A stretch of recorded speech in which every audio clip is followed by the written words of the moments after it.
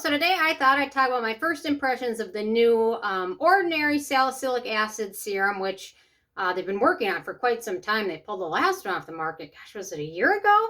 So finally put this one together, and I will say it is a total contrast to the last one. So if you love the last salicylic acid serum from them, probably not going to love this one so much. In my opinion, this one is really, really geared towards dry skin, and squalane is the main ingredient, and it takes quite some time to absorb.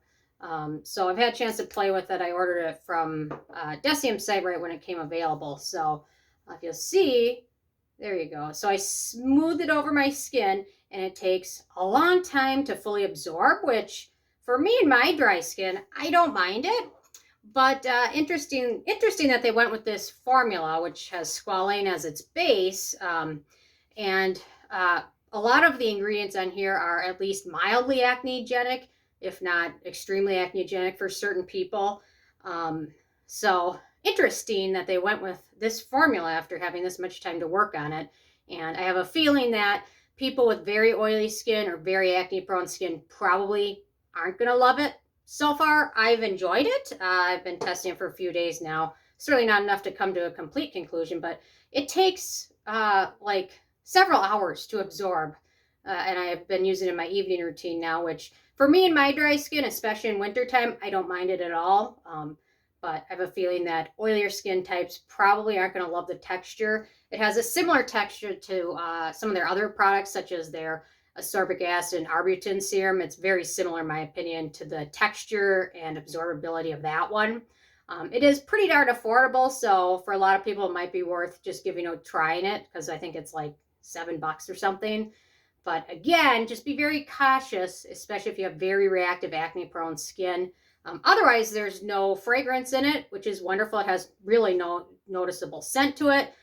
No denatured alcohol. I think their other salicylic acid had some alcohol in it, which for some people it can be kind of drying, especially me.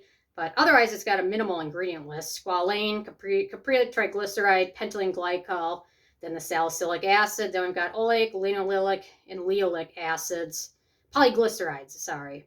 And then a few other buffers and preservatives. So it's okay. For my dry skin so far, it's okay. I couldn't see myself using this in the summer or spring when it's really hot, even at night. It's just kind of sits on top of the skin until it finally soaks in. So I don't know. I kind of like it. I don't see myself loving it or trading off some of my other salicylic acid products for it. It's interesting because salicylic acid is typically an acid for acne-prone skin, blackheads, things like that.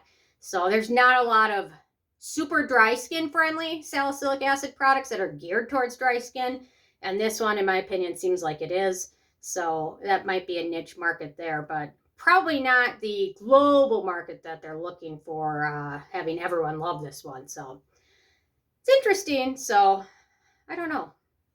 Those are my thoughts so far. I'll definitely do a full review of it after I get a chance to test it. And obviously I can't speak to results yet because I've only had a few days to try it out. So hopefully it doesn't break me out, though. That's kind of what I get nervous about with certain products like this. So anyway, squalane for some people, very acnegenic. For others, they don't have any issues with it. For me, squalane and hyaluronic acid are just two culprits. So definitely keeping an eye on this one. So anyway, those are my first impressions on this one. Interested if you guys picked it up or had a chance to try it, what your thoughts are. So definitely leave a comment.